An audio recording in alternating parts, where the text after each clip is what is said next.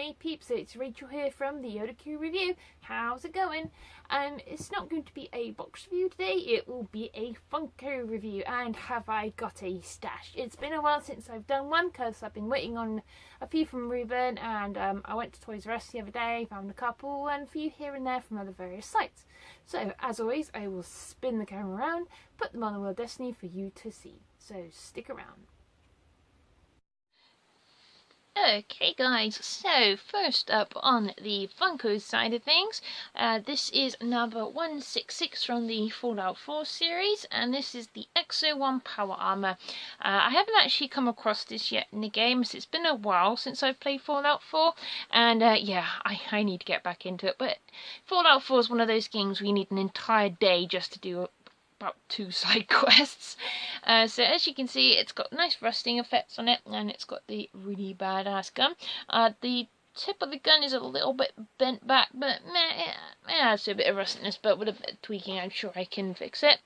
So obviously in this series, you got Nick Valentine, Cogsworth, Piper, Liberty Prime in the 6-inch variant. This one, which I've got currently here, I'm pounding down, so I now have this set complete, and I now have both Liberty Primes and both Cogsworths, so I'm quite happy. So I wanted this one anyway, just for my collection, as I love the battle armour. So I'm just going to turn him around for you. So you can see on the side, it's got all those really cool pipes and stuff on the side of his helmet. You can see all the colouring on the gun as well, quite well.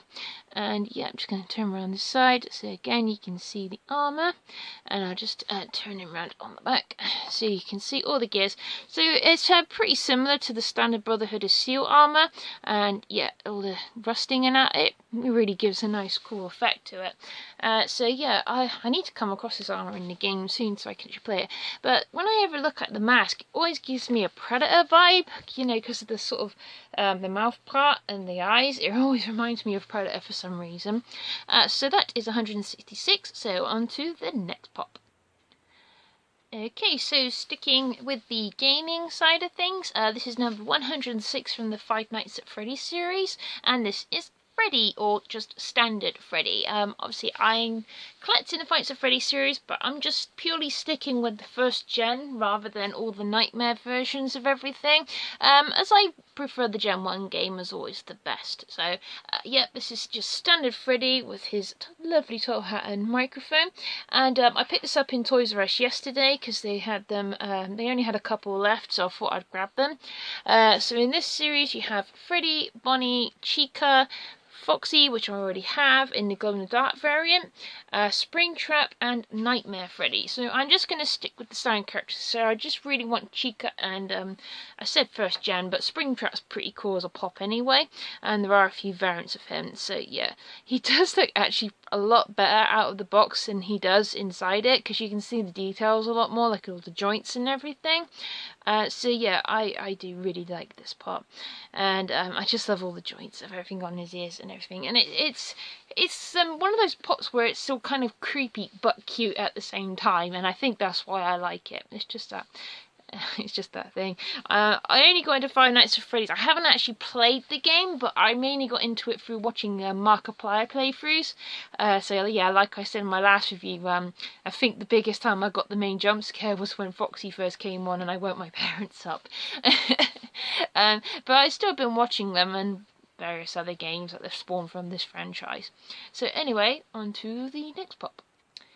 Okay, so sticking with Five Nights at Freddy's again. Again, I picked this one up when I got Freddy yesterday, and this is number 107, and this is Bonnie. Now, again, like I said with Freddy, it does actually look way more cooler outside the box, because you couldn't really see the ears and anything, so it looked a bit meh. Sorry, that was just another pop falling over on the bed that I'm about to review. So again, it's really nice. There is a little bit of smearing of paint here on the forehead, but nothing too damaging. So obviously Bonnie doesn't come with any accessories. I would have thought it would have been cool if she would at least, well, I don't know if it's a he or a she technically, I guess it's a he with a bow tie. It would have had one of the like instruments that you see in the intro trailer, like the guitar or something.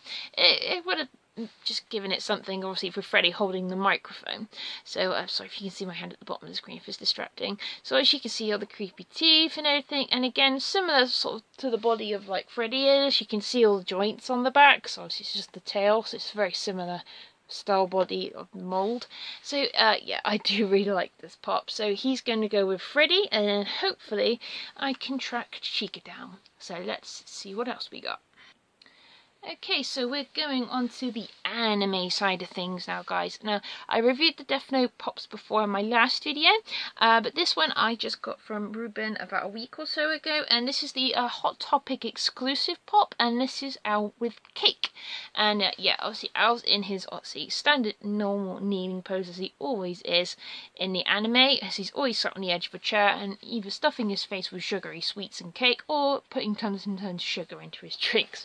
So this is this is 219. So obviously I've got Ryuk, Al, Light and Standard Al standing up in the sort of shruggy emo pose, shall we say. But this one I preferred a lot more because it just shows Al's character a lot more. So there is a little bit of mispaint on the hair. There's a few little white specks, but nothing too overly annoying, and they could have sort of hid the mold mark on his feet a little bit better. It's just, it comes out a lot more where he's in a paler skin tone, because of his diet, shall we say.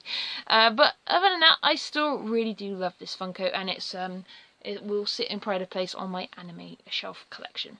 So let's see what else we got. Okay, so we're sticking with anime again, guys, and this is number 235 of the Attack on Titan series, and this is from the second wave. And yeah, this is similar to the ones I got before, like of the Colossal Titan series. So all I need left now is Armin and Sasha, and hopefully I'll get those from Ruben soon. But for now, I have just standard Levi, and Levi is one of my favourite characters. I personally prefer his Japanese voice. I know Matt Mercer does the English dub, but I prefer the Japanese way more because it's just cuter. So this is just him in his standard core gear, and they did a really nice paint job on the pop with the straps and everything in regards to the uniform. I would have liked it if they did both blades facing forward. I thought it would be a bit more dramatic, but I guess they thought it would be a bit more interesting. But they painted it really, really good. The only sort of thing that naggled me a little bit was, sorry if my camera's a bit blurry, this is my mum's camera I'm borrowing at the minute. They put the sticker or the decal on the back, but they put it on the hood, and it shouldn't be on the hood. It's centralised on the back of the cape. So that is the only one niggle that I have with this pop, and I will show you another one very similar in just a second. So sticking with Levi, we have number 239, and again we have another Levi, and this is the EMP variant, and it's cleaning Levi, and this was only in one episode where they were in a castle with Eren and Levi, and they were cleaning out it because Levi can't stand it being dirty, so he put on his cleaning gear. And yes, it was the spur of many jokes and many a meme and Snow White crossovers. But still, I'm really glad they did this pop. It's a slightly different variant. So EMP is based in Australia, and they do have some really, really good pops on their page. I would highly recommend them. They are very easy to order, and they were very, very quick delivering to the UK, and it arrived really, really well. So I was very, very happy. So yeah, you can see Clean Levi at the bottom there, and I absolutely do like this. So I'll just show you the back. So I'm glad that they put all the detailing. They got the strap gear stuff really, really well. So I'm glad that they stuck to the little details of this pop. So yeah, that is Cleaning Levi. Okay, going somewhere a bit different now. We're going into the comic side of things, or more I should say Marvel, and I picked this one up last weekend while I was at Newport Comic Con, and me and my friend Kat had some time to kill before getting our train home, so I popped into the game to see what Funkos they had, and they had this exclusive, and this is Deadpool the Duck, number 230, and weirdly enough, it's part of another franchise, but he's not actually listed as part of this category, so I don't know if they just chucked in with that, because it's a few numbers after this series with Cable, Archangel, and all the other variants, so I'm not quite sure what they're going on with with that collection side of things, but it's still nice anyway because I like Deadpool and I thought it was quite unique, and it is a bobblehead as well, so I thought it'd just be something a bit different for the collection, because my fiance wasn't overly keen on this pop, and now he's seen it, he kind of does actually like it because he loves Deadpool. So I'm a bit up in arms what to do with him, if I should keep him in my collection for a little while, or I might sell him on. I'm undecided.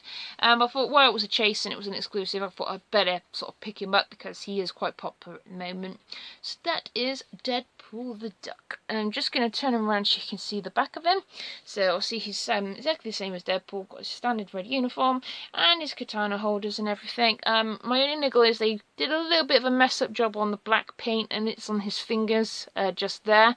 If you can just see, sorry the camera's a bit grainy, this is a bit of a lower class camera than I'm used to using, and yeah, he's got his standard ties, but they did a really good job on his belt buckle and the face is well painted as well. So that is Deadpool the Duck. Okay, now changing up again, we are going to the gaming side of the Funkos I like to collect, and this is Overwatch, and this is number 96 of Soldier 76. Would have been cool if they did actually make him number 76 of the collection, but meh, that was the numbers that they were. So obviously this is just the standard variant of Soldier 76. There are 2 or 3 variants I think of this. So this one I've got here, there's the Gold BlizzCon exclusive variant, which is going for ridiculous money at the minute. I think the cheapest I've seen is about £90, and I think there's a metallic variant of this pop as well, but obviously just the colours are just, the paint's the same colours but in metallic basically. So yeah, this is just Soldier 76 with his standard, actually, well, I don't know what to call it, rifle, I think. No, I don't think it's a rifle. Big gun, there we go. Big gun.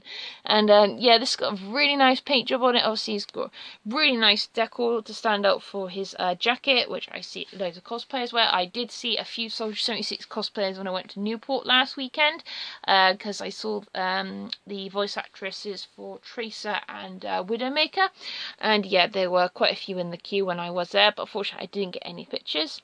And yeah, he's got his nice little scar on his eye, and I would have preferred it if they made the skin a bit paler, because I think it's a bit too greeny in my opinion, but meh, I really wanted this pop for my collection for the first wave and I got him. So that is Soldier 76. Okay, so staying with the Overwatch side of things, this is number 92 of the first wave, I think it is. Yeah, this first wave. And this is Theresa in the white and gold variant, or I think they called it the posh colour variant, I think, of the skin. And yeah, I got this through EMP when I ordered my cleaning Levi, and I was really glad to get her because I thought she'd be really expensive, but I got her for $12.99, same as the cleaning Levi. So they were really adequately priced on that site. So the only niggle is when they glue on the visors, they did this with the Loot Crate exclusive Tracer. They tend to put a ton of glue around the corners of the visors, and of course it leaks out and then it dries and then it's really stand out. You can see it a lot more round by her eyelash. If I had a better camera you could. But other than that, that's the only niggle, and there's just a little tiny scratch on her hair. But other than that, the pop is really super nice. There's nice gold detailing on her visor and her wristbands and her leggings. And obviously her chronic silhouette, and really nice detailing on the hat, as always with the pops, because obviously Teresa's main sort of feature is her very sticky up hair. Obviously she's moving very quick, and obviously her chrono accelerator could be a little bit better painted. This is a little bit of a sloppy gold paint job on the centre, but I really do love this pop. And the only other trace I need now is the standard variant, which I'm getting through my buddy Ruben. So hopefully when I get my Widowmaker as well, they will both arrive. So that is Theresa. Sorry guys, I had to move the camera back a little bit for this one, as this is the only 6-inch pop that I had in the last couple of weeks. It's been a while since I had a chance to review because of time and weather and everything. I just haven't had a to film it. But this is the BlizzCon exclusive Deva. Obviously, this came out around the same time as the San Diego Comic-Con pops were released. So I had to pre-order this on Blizzard's website, and luckily, after many reloads and site malfunctions, I managed to get hold of one. So this is the metallic variant in the black and green. I cannot talk today. In the black and gold colours on the mech, and I absolutely love this. They don't have as many decals as the pink one, but I don't really mind because I just love the neon paint and the gold. It really works. And again, it's very similar to the other mech. It is slightly rubbery, so it's not overly heavy, but yeah, if you knocked someone's head with it, yeah, they would know about it. And yeah, it is so super nice, and there's no mispaints on this at all, and I was super pleased to get hold of one of these. And I ordered a bag as well at the same time because I'm a big Overwatch fan and I like to show my Overwatch pride. So obviously, instead of the pink and green look, it's black and red on the visor, and the figure inside of Deva, sorry if I can get her out, is different colours as well. So rather than her pink and look, she has silver, gold and orange, and she's got a little black and orange bunny on her suit. Sorry if my camera won't focus. And her headband's really cool as well in gold, and I do love this. The only thing that is about this Funko is that it doesn't have the footing holes in the feet and inside the mech to actually keep this in place, so it does fall over occasionally, so you may have to sort of put in some blue tack just to keep her in place for standing up if you want like the mech open. But other than that, I am super happy with Pop, so she will sit in pride of place behind on the shelf next to the other mech. Okay guys, so I just wanted to spin the camera back around just to say my goodbyes. As always, I hope you enjoyed the Funko review. As always, I'm sorry again, I apologise about the camera quality when showing the pops if it doesn't focus. I'm still trying to sort of organise a camera to get fixed, so do apologise about the quality. But if you want me to post any pictures on my Facebook, just give me a holler and I'll do a close-up shot. So, so yeah, I do apologise about the technical qualities. So anyway, until my next box, Funko or figure review, guys, I will say a sayonara, and please share, like and subscribe, and stay nerdy and stay happy. Bye bye.